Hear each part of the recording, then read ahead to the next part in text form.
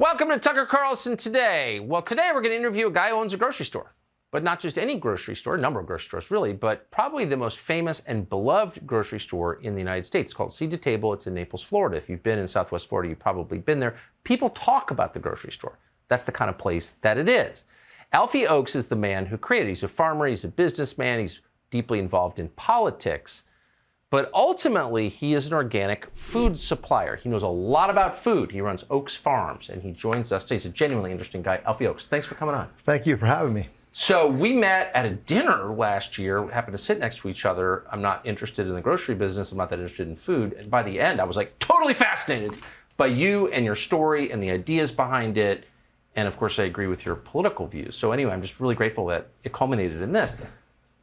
How did you get started in the grocery store business? Well, I grew up around my parents and my grandparents had like open air markets, just like roadside markets, and that was in Delaware. And we moved down here to Florida when I was around 7 years old. And my father worked in various jobs and then did start another roadside market about the time that I was 10. And I worked there for him after school. The bus, would drop me off there. And then when I was 15 years old, I decided I was going out on my own and started selling. What did your dad sell? Just vegetables, fruits and vegetables. One of the great blessings that I had was that my father, when he opened up the store, it's just roadside produce store. Usually a cheeky hut, sometimes a tin roof, but the farmers would bring all this fresh product in. So it was amazing, like fresh picked that day product that I was able to I was raised on that.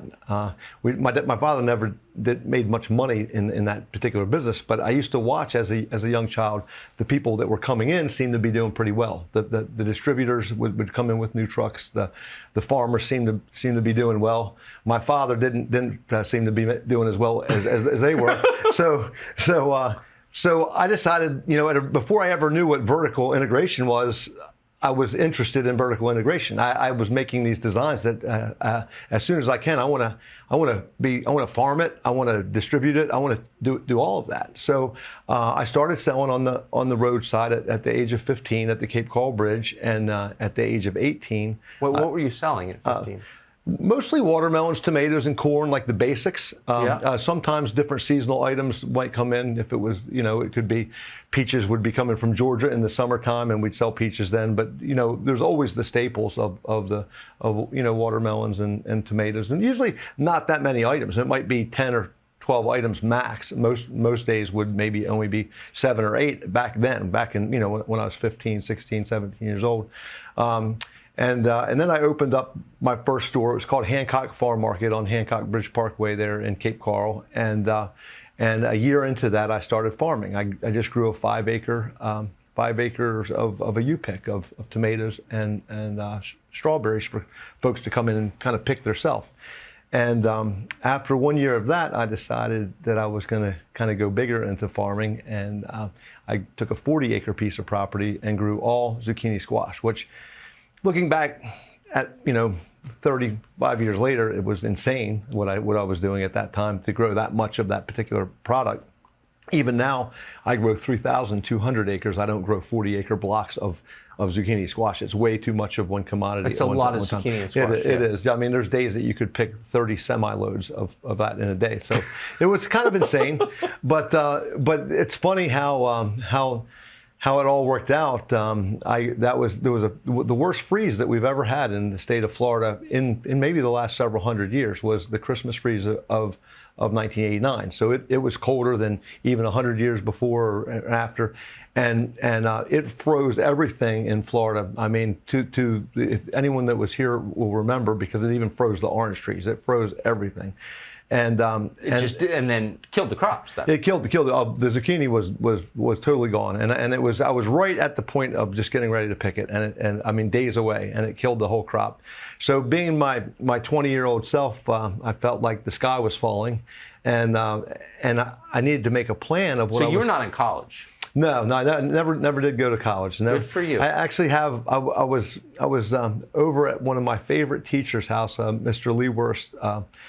He was a Golden Apple teacher, but best teacher I ever had. And I stopped by his house only about 3 weeks ago, and he had went to my mom and dad's old store, the little roadside market, and they were, like I said, very meager means. And he had went there when I was in 12th grade and tried to convince my mother and father to that he could get me a scholarship, that I was brilliant in physics and that I should do that and I shouldn't waste my time in produce, because he watched me on the roadside, selling products, and he knew that I had a passion to do that, but he thought that it wasn't going to be a good living for me. So it's great now that he's actually 82 years old, and I'm able to bring him the seed to the table.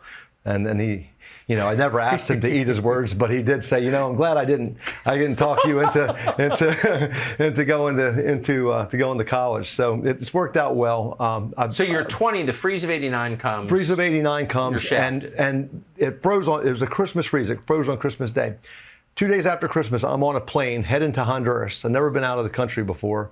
I'm 20 years old. When I went to Honduras, I had a friend of mine that his father lived in Honduras, had went over there and he was basically going to set himself up to ship cantaloupes back, but he went broke over there.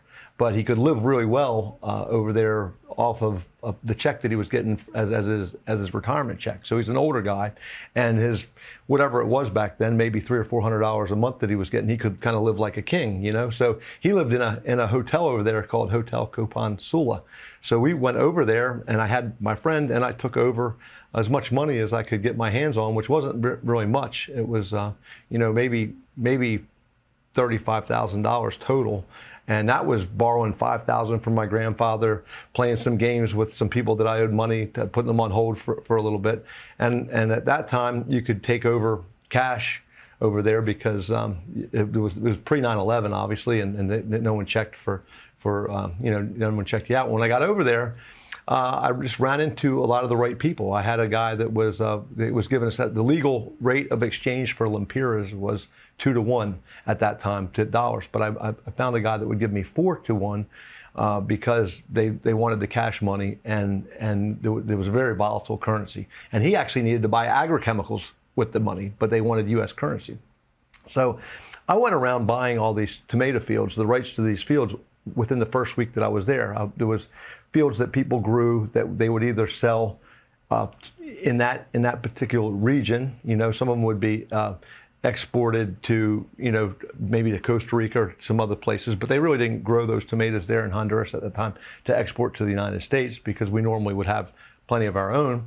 But I bought the fields up, and part of it was I was kind of ignorant to the fact that the market would not go as crazy as I had envisioned, because Mexico still had quite a bit of tomatoes left, but I didn't really understand the impact there. And it's funny, I'll circle back around that later about Mexico, but Mexico ended up 10 days after I was there, it froze solid in Mexico. And then there was no tomatoes anywhere. And then people started coming into Honduras to buy the tomatoes. Why? I already had them locked up. So in a very short period of time, probably about 5 months over there, I made almost $1 million. Wait, so you're 20 years old, your zucchini squash gets wiped out in Southwest Florida, so you fly to Honduras. Do you speak Spanish? No. You don't speak Spanish, but you wind up cornering the Honduran tomato market and making $1 million. Yes, it was very. Okay, I just want to pause and note that's not a typical story. It was very fortuitous, very lucky. My luck didn't continue though. I came back, and I had more money than myself or any of my family members had ever seen before, and I started farming. I went in and I'm saying I'm gonna farm, and I don't know why. Just farming, I just lost everything that I had for the first. So I started farming, and and 3 years later I was dead broke again. It took me three years to go through all the money. And honestly, the farming was actually more productive, more profitable then. I was just a very bad farmer. I just didn't. Going into that scale, I wasn't wise enough to really understand. And as being first generation farmer, I wasn't learning from other generations. I was just kind of out there doing it, learning as I went, making mistakes. And I went broke. And then I was so broke the summer of, I think this would have been the summer of 93 or 94. I was so broke that I had to go to, I went to Texas, out to East Texas, to sell this gentleman's watermelon crop out there. I had a crew that harvested watermelons. We used to load them bulk on the trucks back then. And I went over to his farms in Texas. They were in Pecos, Texas, a very lonely place out there. And I sold all of his crops. I was out there for about 3 months and came back to Florida. And I had really, it's strange because I had a dream to plant cucumbers. I'd never planted cucumbers before, but I had this dream to plant cucumbers. And I came back and planted. Can I ask, do farmers have dreams like that typically? I don't know about, I didn't ever really consider myself so much a farmer. And I never had dreams about business that much, other than, I dreamed of visions of like the store that I have now in vertical integration, but not something so specific. So I came back and I started talking to people about growing cucumbers. And the really strange thing is that the good cucumber land that you would grow in the winter here would never be up in Charlotte County, up north in Charlotte County. So normally the good land would be Homestead, Boca Raton over there, right, farther south, or Immokalee. But I couldn't afford that land. That was high rent land. So I took a piece up in Charlotte County that was very risky because it was above the freeze line of the Caloosahatchee Rivers, where it normally gets too cold to plant cucumbers in the winter. They're a pretty volatile crop. They don't like too much cold weather. And as it turned out, we had hurricane came through that year and wiped out all those guys down south. And I made an amazing amount of money off my 40-acre cucumber crop that I had there in Punta Gorda, and it was because of doing something that no one else did. And so I didn't make quite $1 million then. I think I made around $500,000 or $600,000 off of that crop, which again, 40 acres of cucumbers is an insane amount to plant at one time. But I did it still in my youth, just being lucky. But I decided at that point I was probably gonna get out of farming. I felt like I had been that God had played favor on me and gave me an opportunity. And I called my uncle Mitch, which was one of the smartest guys in my family that I knew. He had a little roadside market that was going on the way to Sanibel Island. It was a little open air market, and he only had a couple employees, but he always had money on him. Whenever he was he's the guy that I could go borrow $5,000 from Uncle Mitch. He'd open up his trunk and give me $5,000 if I needed. So he was like the smartest businessman that I knew. So I asked him. I said, Mitch, I'm asking your advice here. What should I do? I said, I got two ideas, and thinking at my age then, I think I'm maybe around 26 years old at that time, maybe 25 or 26 years old, and I said I had, at that time, orange groves were really popular here in Florida. There were doctors that were putting orange groves in, and kind of seemed cool to me. I'd drive around in a four-wheel drive truck and have an automated orange grove, not have to work that hard. It was appealing to me, but or go into retail, which retail was something I knew. I'd always made money in retail, but it wasn't as appealing. It wasn't like as moving big amounts of product, So I asked my uncle, and my uncle said, he said, Junior, he said some bad words in there. He said, but you ain't no farmer. He said, if you haven't learned that by now, he said, you got lucky. He says, you got lucky. He says, but if you want to get rich, he says, go to Naples, open up a retail store and sell to the rich people. And that was the advice from my uncle that had that little store for 30 years. Is he still around? No, he passed away about 4 years ago. But he lived to see it succeed. Yes. He lived to. Actually, I was selling him product for many years. After that, because he watched. He got to watch. Unfortunately, he didn't get to see Seed to Table open, but he was able to see our business grow in leaps and bounds. So you've been, by this point, by the time you're 26, you've been at every level. You've been at the roadside produce stand. You've been at the farming part of it, the beginning of the whole process, and now you're going back to retail. You had this vision for a grocery store. What was the vision? The vision of the grocery store was, the original vision was just to have everything from the ground up, where we would grow everything that we could, and we would have direct relationships with every person that we got product from, and that we'd have our own trucks, that we would have, everything would be under our own control as much as possible. So it would be from seed to table. It would be from seed to table. That was when we come up with that. We come up with that as a table tent to use for restaurants, and it's because we have a food distribution business as well. And then little by little, from the time that I opened up the Naples store here called Oakes Farms on Davis Boulevard, it's now been there for around 27 years.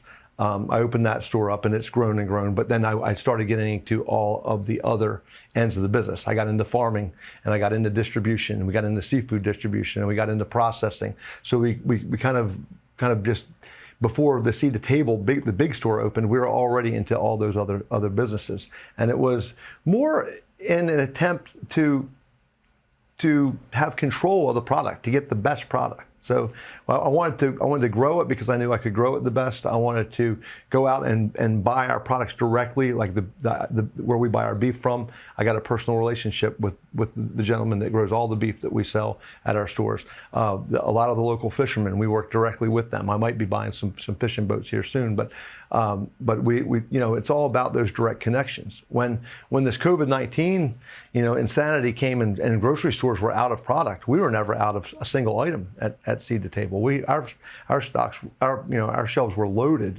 from one end to the other. As a matter of fact, I never sold toilet paper before. I had trailer loads of toilet paper we brought in just to have because no one else had it. But it was all about relationships. We now have over 250 trucks of our own trucks on the road, so we can handle our own transportation. We're farming 3,200 acres. So this is the opposite of what private equity does to businesses, right? They disaggregate the business. They make it less vertically integrated.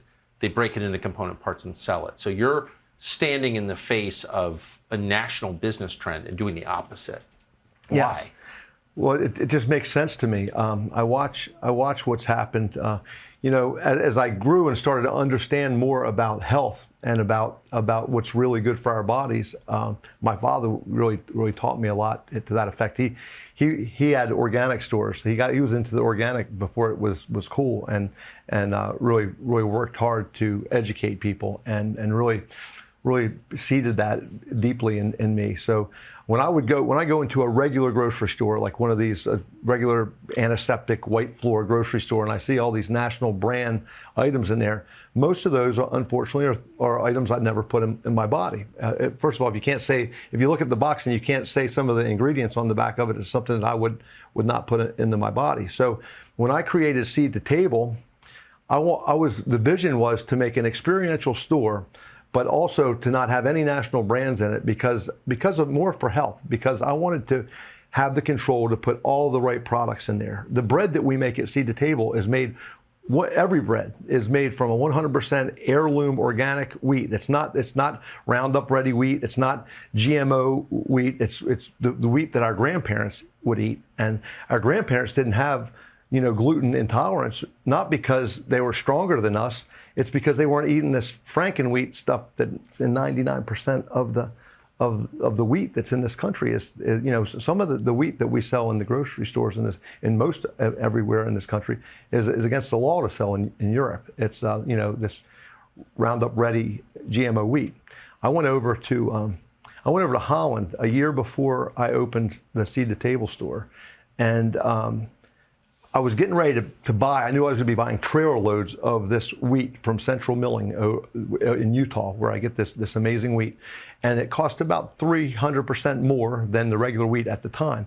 And I just wanted the old Reagan thing, trust but verify. So I was heading over there to, and in Amsterdam they have the laboratories there where they can test the DNA. We buy all of our seeds from them because they're not GMO seeds, they're heirloom seeds, and so I brought a bag of the Pillsbury flour, and I bought a bag of this organic flour that we've been getting from Central Milling, and I just wanted to test it. I wanted to test truly to make sure that Central Milling was selling me what they said they were, because I'm paying 300% more for it. And the gentleman put it in. So you flew to Amsterdam to have the flour genetically tested?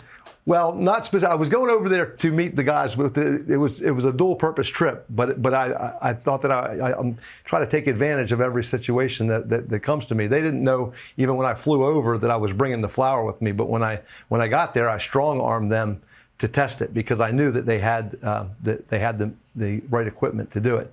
So I was there for 2 days, and when I got there, I said, "This is the most important to me." I said, "You have to do this," and they were happy to do it.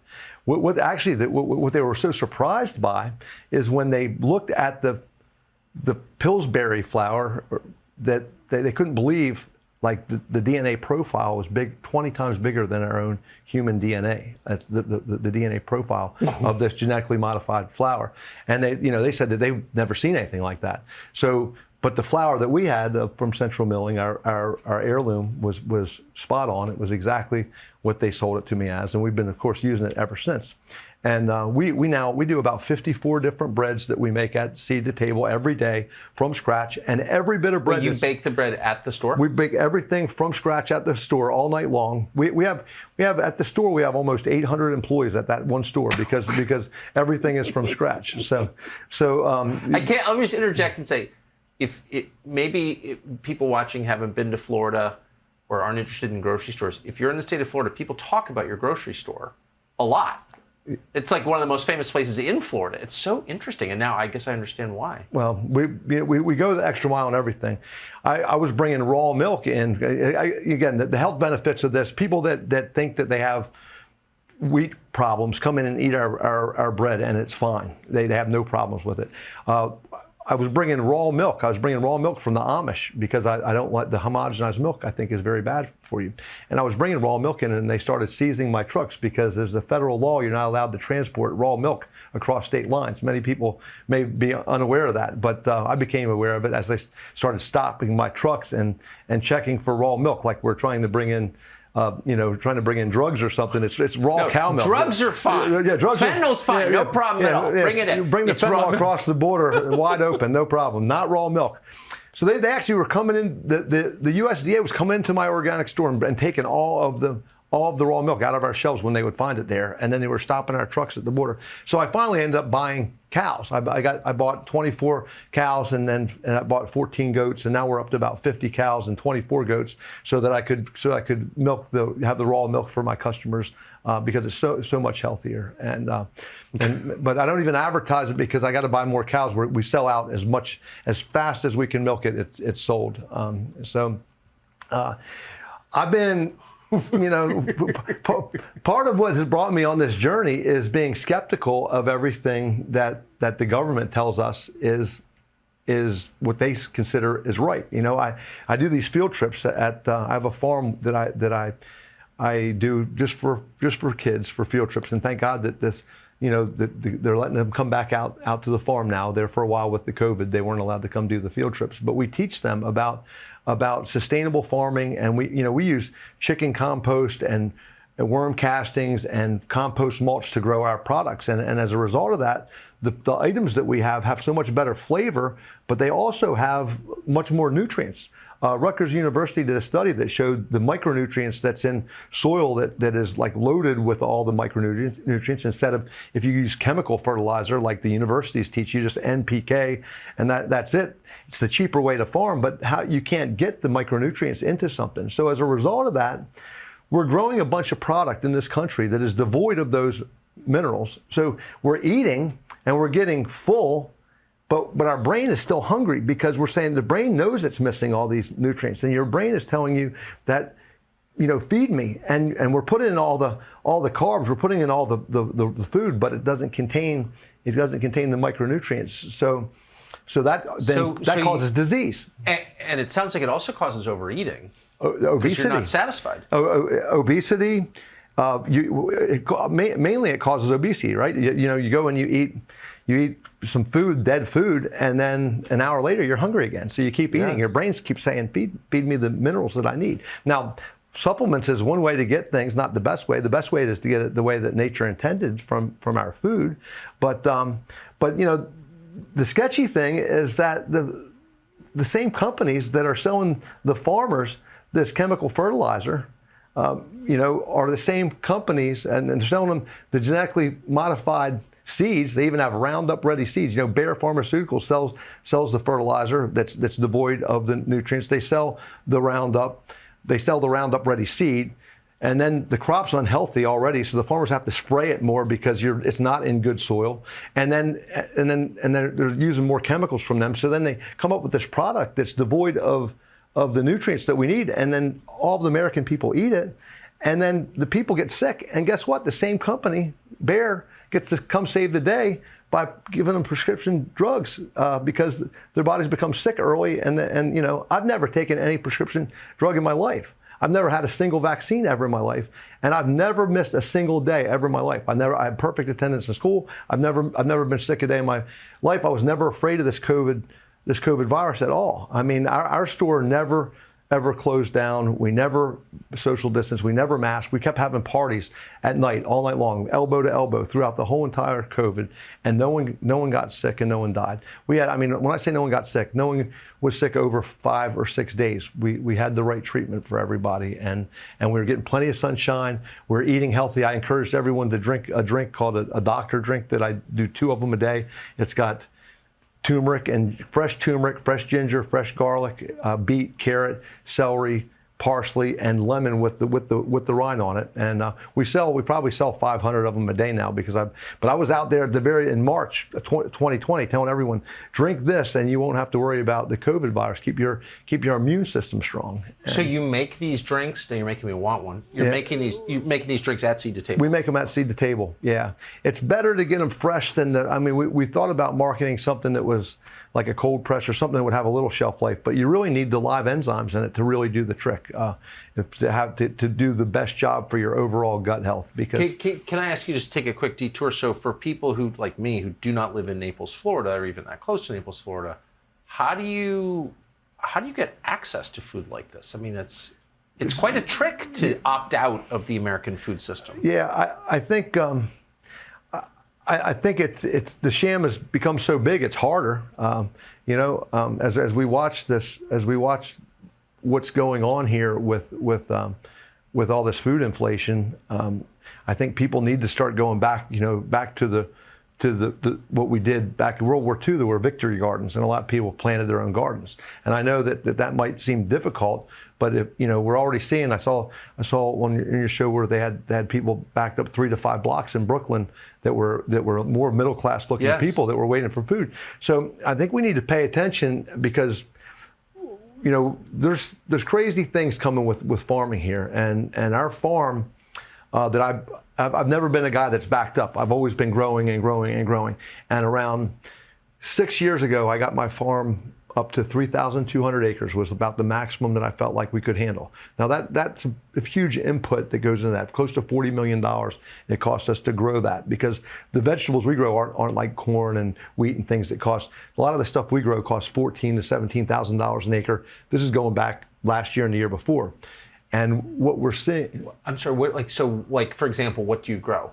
So I grow. What we're called more is we're like a dry, what's called dry vegetables. So we grow most abundantly peppers, cucumbers, squash, watermelons, strawberries, all the different eggplants. A lot of stuff that we would send to Canada, like 5 different varieties of eggplants, maybe 12, 14 different varieties of hot peppers.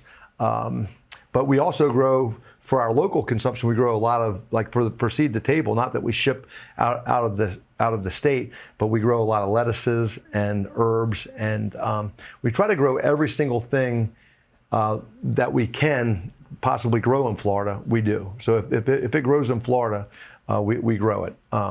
We probably grow more than any other commercial farm, maybe close to 100 items altogether. So a lot of farms grow, 3 or 4 different items is normal for a lot of the farms that, traditionally throughout the East Coast. So I interrupted you. I'm sorry. I just wanted a sight picture of what it is you're growing. So you're not growing wheat or corn. You're growing produce that takes $14,000 an acre to produce. Yes, and the food, the cost of growing that is, one of the reasons I felt like this information needs to get out is we're seeing inflation on every single farm input item that we have that so much more exceeds the regular inflation. and it doesn't make sense. I think it's being manipulated. I really do think it's being manipulated by, I don't know if it's, in like the BlackRock, Vanguard, some of the people that we feel may be trying to manipulate us towards a globalist economy. Can you give us, and I wouldn't put it past them, can you give us an example of the kind of inflation you're seeing? Yeah, so I'll give you a handful. One of the most that makes no sense to me is we use plastic mulch on our farms, and we use about 3 rolls per acre. So we have, obviously that's a lot of rolls, and 9,600 rolls was what we'd use in a regular year. So last year, I bought ahead. I bought about $3.5 million worth of plastic ahead because I felt like with this new regime that oil prices were going to go up, and that the plastic generally follows the barrel of oil price. Well, so, of course, yeah, from which it's derived. Yes.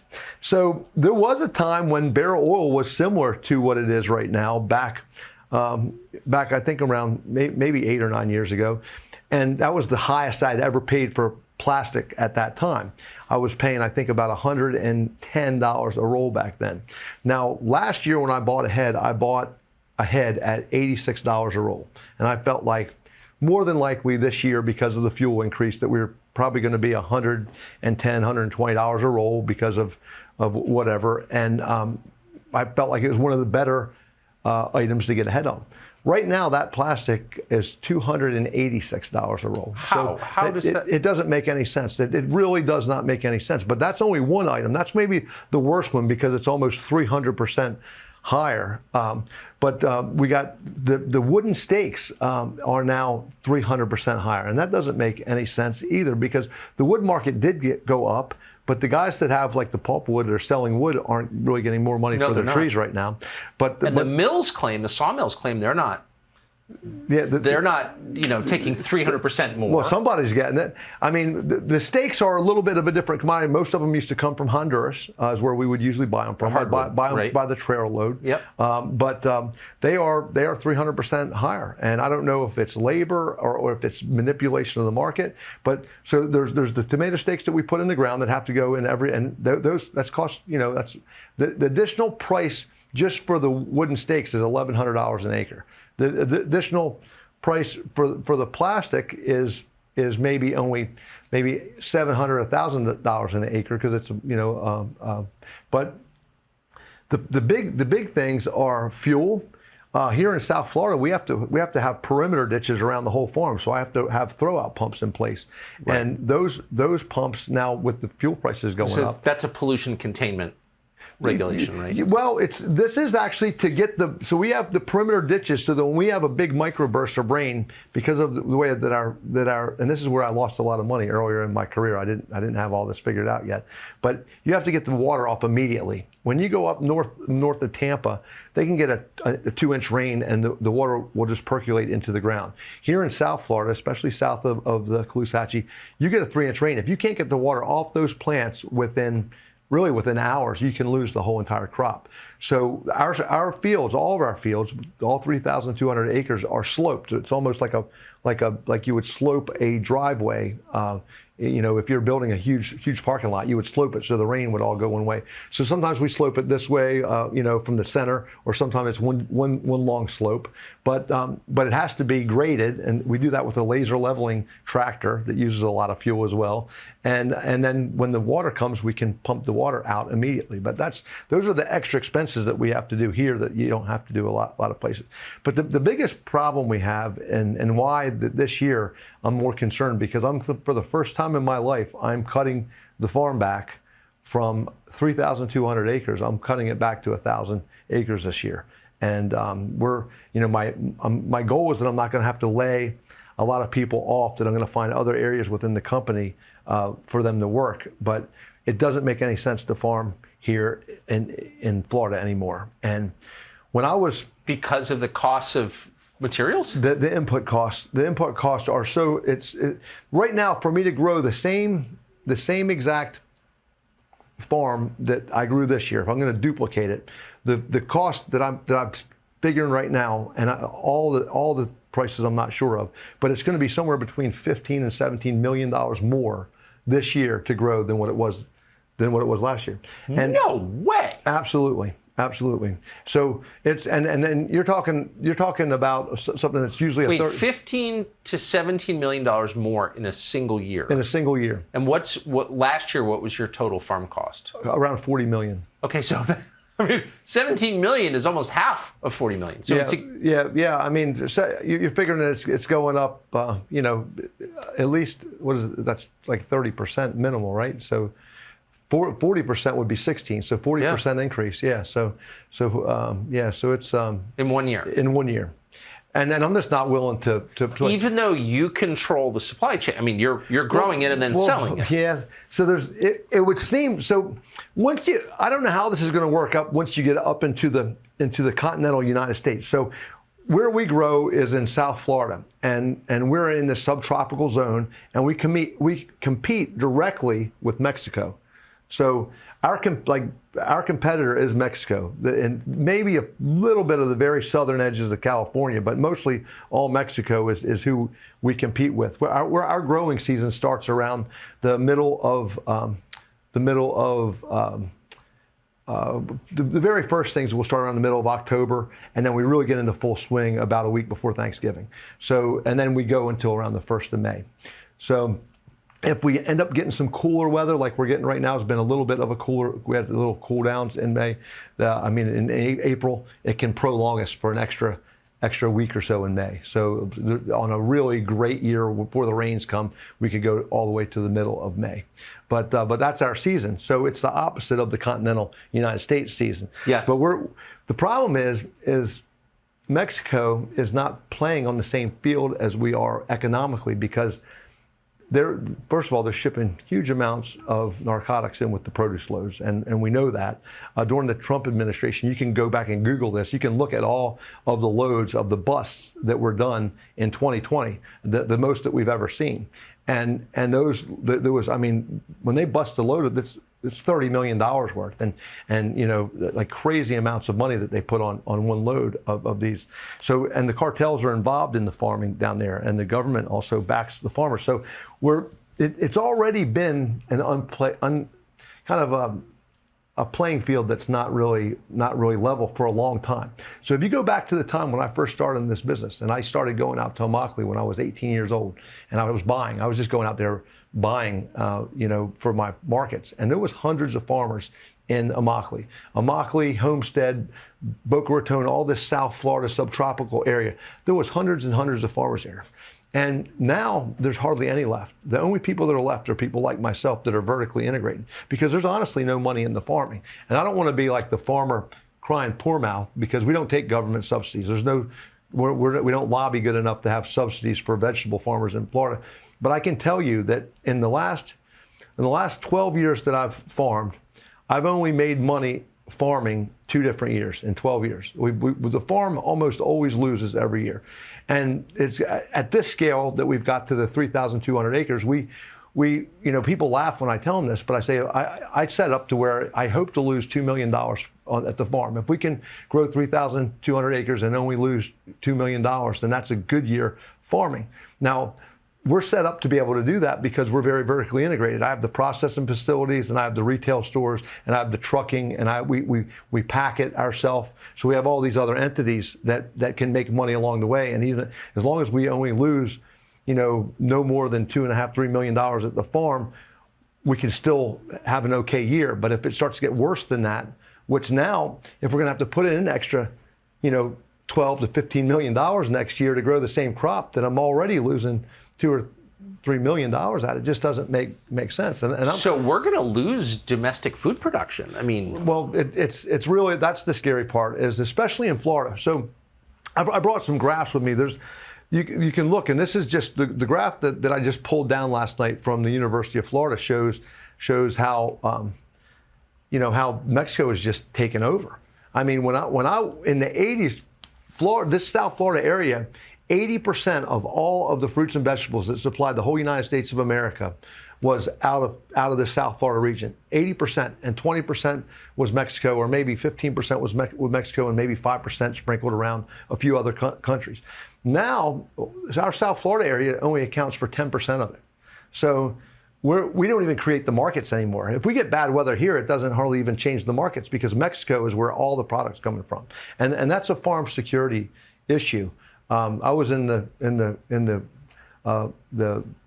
bulletproof car with Pompeo a couple weeks ago. We were driving. It was just him and I, so I kind of was letting had time to let him understand what a national security threat that this is for us. Because if Mexico decides to cut us off, then we don't have any of this fresh product. It's all coming from there now. I can say 90%. Whereas we used to have almost full control when I first got into this business. Is that a function of labor costs? No, the labor actually has a little to do with it, but I really think it's because they're paying the same money for their seed and their fertilizer and all that types of things. They got a little edge on labor, but if you're taking a Mexican farmer trying to take something to New York City, for instance, they have a lot of extra freight that's going to take it to get to Mexico to New York. So we had a freight advantage. That's why for a long time, even if you go back to maybe 20 years ago or 15 years ago when it was almost 50-50, because little by little it's been shifting and Mexico's been getting stronger and stronger. But even when you go back to 15 years ago when half of it was from South Florida, half was from Mexico, the guys could still kind of make money then. But something happened, and what happened is the drugs are pouring in. I mean, I can't even begin to imagine. I mean, we watch these opioid deaths and things that are occurring in massive numbers, and the fentanyl that they're finding in these trucks. And since Biden's taken over, hardly any of them are getting. My understanding at the border is that if you have a NAFTA sticker on the truck, you just fly right by. Nobody's getting checked. And coincidentally, one of the only years one of the years that I made money farming was the second year that Donald Trump was in office. Was a year that we actually made money farming, and I believe that it was because he really shut down the amount of trucks that were coming across Mexico. So since you operate in Naples and Delaware, but also in rural America, you obviously spend a lot of time in rural America. Do you notice the effects of drug use in the areas that you grow? Not so. I mean, Immokalee is a bad area. I think I think it has to do more with the economics of the areas more than anything. Yeah. But not necessarily to agriculture towns, but where there's but because the shipping of it's really easy. I mean, when Trump was in and you Google 2020, you just put fentanyl bust at the border, like at the border. These are the Mexican trucks that bring it in, and after there, you don't really see the busts anymore. They're bringing in these massive amounts across the border that mostly come into Texas and get, moved to different areas of the country. But they can get them very easily wherever they want. And I brought this to the attention of some of our senators to dig into it. And Trump was doing an amazing job at checking trucks at the border. There was more trucks getting busted than ever before. They had a special German Shepherd dogs that were amazing at sniffing out the drugs. And as they started to shut that down, it came back to a more of a even playing field. Because I'll give you an example. One of the big companies, Gargiulo tomato farms, they're maybe one of the bigger ones in the whole world. You got Lippman and Gargiulo. I was talking to the CFO of Gargiulo because I was going to meet with Governor DeSantis, and I wanted to let him know this information.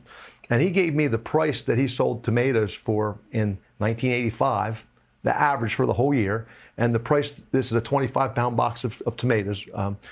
They sell millions and millions of boxes, right? Maybe hundreds of millions of boxes they sell. And he gave me three different numbers. He gave me this year, and he gave me one in the middle around the 2000, and then he gave me 1985. And in 1985, we were selling tomatoes for more money than he was selling in the 2000s. And then right now we're only selling at maybe 10 cents more a box than it was in 1985. Now think about the cost of a pickup truck or something like that. Yeah. It was maybe $17,000 back then. The farm input costs are 500% more easily than they were in 1985. But meanwhile, the prices are the same. And these guys Gargiulo is another company that is losing money growing tomatoes. They're very vertically integrated. They have other means to make it all work, and they need to have that South Florida, tomatoes to support all of their customers. They sell big national. It's just a little weird that you've got a society where growing food loses you money, but doing something pointless and destructive like private equity makes you billions. I mean, it's a little bit a weird incentive structure. It's a sad course that we've well, a found little bit. on. Like I don't know, you'd think because everyone, and I want to check this with you, but needs food, right, to survive. Yeah, and that's the point that when we do these field trips, I'm trying to encourage these kids to go home and plant what grows locally, plant a garden, because I know that I'm going to be able to have food for my Naples stores and even a lot of our Florida customers.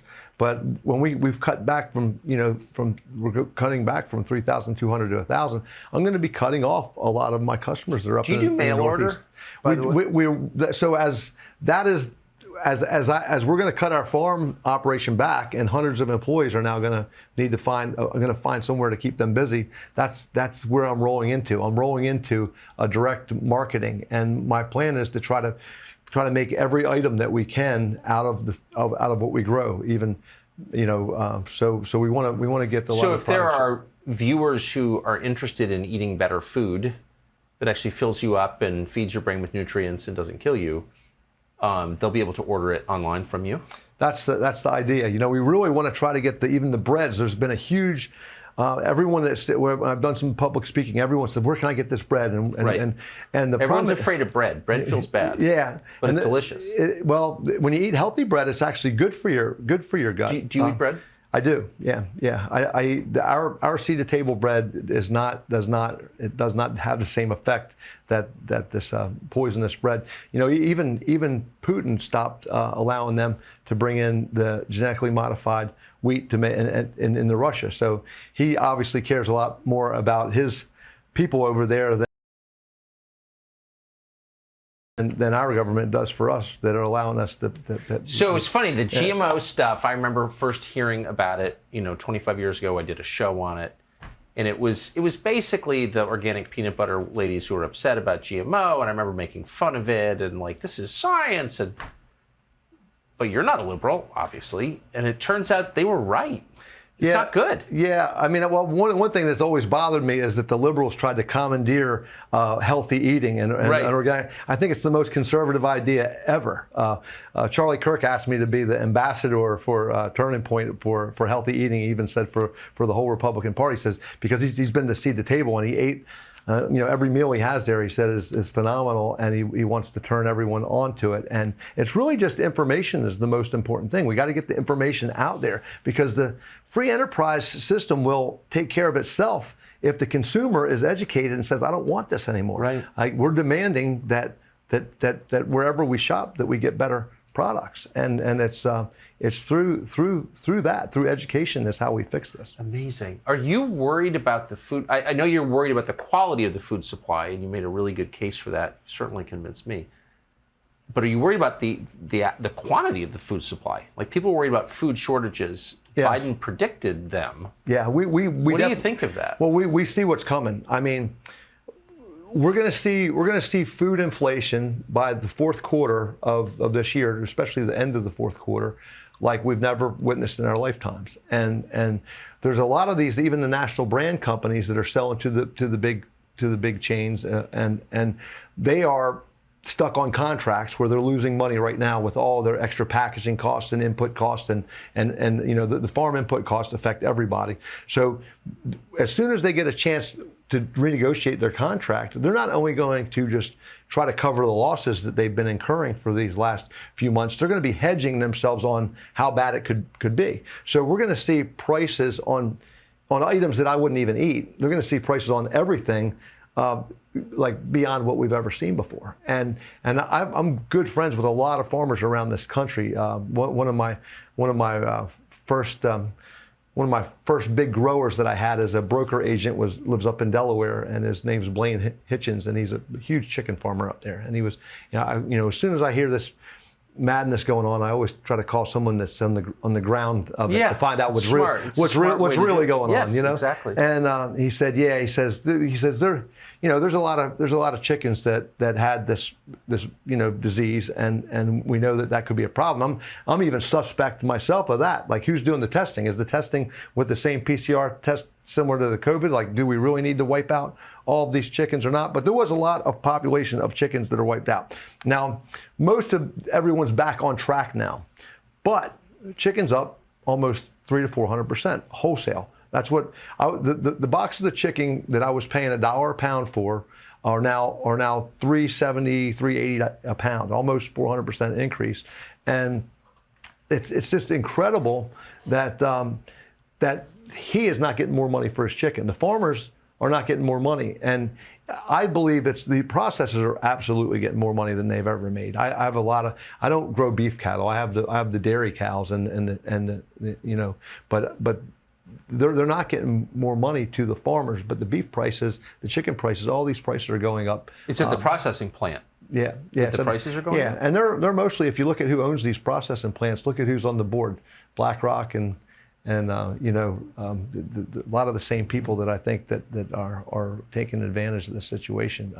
You see the same groups that own most all of these big processing facilities because they're publicly traded companies. And you know, my message is trying to get away from all national brands, anything that's publicly traded that you can get away from, do it and put the money. You know, when I go around speaking, I speak about try to know the person that you're buying from. If you go back, you know, 50, 60 years ago, when we went to buy food, we pretty much knew the people that we were buying it from. Yes. You know that you knew. My grandmother, even when I was a little kid, she would take me around and we would buy the eggs from a guy that she had been buying the eggs from. We bought milk, and you kind of knew where you were buying it from. And in her generation, it had even changed to where there wasn't even, you know, big shopping markets from the time that, you know, when she was younger. But we've changed it, and we've not changed it for the better. We're harming ourselves with the products that we're putting in our bodies, and we need to educate ourselves and demand more. So you think at the end, by Christmas 2022, we're going to see food prices that are shocking to people? I do. Beyond even what they're saying now? Beyond what they're saying now, yeah. We even with I sell a lot of, you know, we sell a lot of bigger chain stores, and if we were going to continue to sell them for next year, which we're not, we're going to have to let a lot of that business go. But if we were, the prices I would be coming out at would be so much higher. I mean, it would have to be, you know, it would have to be maybe 100% higher. So that's why I've decided that we're going to pull back. And I'm not getting rid of the land. We're going to keep the land. We're going to, you know, it's good to let the land sit and rest, and we can put some cover crops on there to keep the land, to build it up and make it even more productive should we decide to go back in again if the scenario changes. But right now, there's, you know, a lot of the farmers I'm talking to are in the same boat. They don't know what to do with these fertilizer price increases. We're seeing fertilizer price increases of 70, 80%. Inflation is not 70, 80%. You know, right. Fuel is 100%. Or maybe it is. Yeah. Seed is 35 to 40%, even from the guys that I've been buying from over in Amsterdam for a long time. But that's a lot had to do with labor. With, you know, the seed's very labor intensive. So during the shutdowns, we're seeing the effects from when they had the COVID lockdowns from a year ago, is when they propagate and you know, make all that seed. So it's very interesting. And that, you know, I hear them calling this a perfect storm. I think that it is, but I think it's more manipulated by man. I think I tuned into NPR. Sometimes I tune in to see what they're saying out there, and they're blaming on NPR though. I could not even believe it. They're blaming our food shortage on global warming, and I'm like, it couldn't be farther from the truth. I mean, you know, does obviously the war in Ukraine and Russia have, it's a global market for fertilizer. So if there's a shortage there, then it's a world market, and the prices should go up. I mean, that's supply and demand. So it should go up, but it shouldn't go up to the magnitude of what we're seeing, because and it's not going to get better. It's going to get worse. And as these input costs for all the feed for the corn that feeds the chickens and feeds the cows and all. The same thing. The farmers are not getting more money. They're the ones that are getting squeezed. The cattle farmers and the guys that are raising the chickens are the ones that are kind of getting squeezed. Well, yeah, you had to drop 2,300 acres. Yeah, and you wanted to do it, which tells you a lot. I'm happy to do it because we've never really been making any money off of it. It's been kind of what I call.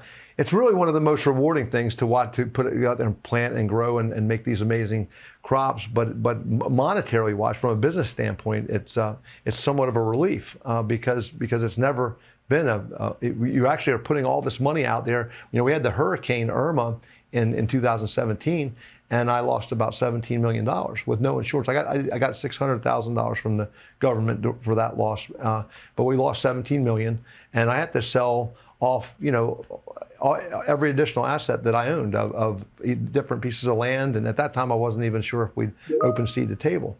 But we went back in and we play again, and that's what you do when you're farming. But we've been blessed because, thank the Lord, we don't have to try to make our living solely off of farming. Last question: are you going to open new seed to table stores in other places? We've had a lot of demand. It's funny, I watch the people come in from New York and they say, "Oh, we need to seed a table up here," and I'm like, "I don't think so." We made a firm stance against not masking. You certainly did. We made a firm stance against the Black Lives Matter. I didn't think they were a group to unite our country. I felt like they were trying to divide our country, and as a business, we made a firm stance. So. That's the reason I would never, at least unless things changed in politics, I would never consider opening a store in Chicago or in New York or any of these other places. As much as every city or town could use a seed to table, could use this healthy food, and I never say never, but I'm not in a hurry to open another one because it takes a lot. We have an amazing team. Everyone builds everything from scratch, so you're really getting people that are masters at their trade with everything. Every soup is made. The soup bases are made from the bottom up. There's no short. We don't have one mix of any kind in the store, and we have 540 seats in there. So we have, and you can't find a place to sit down every night. So you sell a lot of prepared food. We sell a lot of prepared food, but we also sell. We have a seafood department. That's why I went and we opened up our own seafood distribution business so that I could get all the best seafood for our store. And the meats we've been bringing in the meat from a good friend of mine for a very long time, and we just have products that I garbage in the meat. I put no garbage in the meat. I mean, that's another thing that kills me. They put I think during the Obama administration they made it where they could put pink slime into hamburger, and they can still call it 100% pure beef. Now, it's great that it kills all of anything living in that meat, but when you put that in your stomach, it kills your gut bacteria. So it's very unhealthy.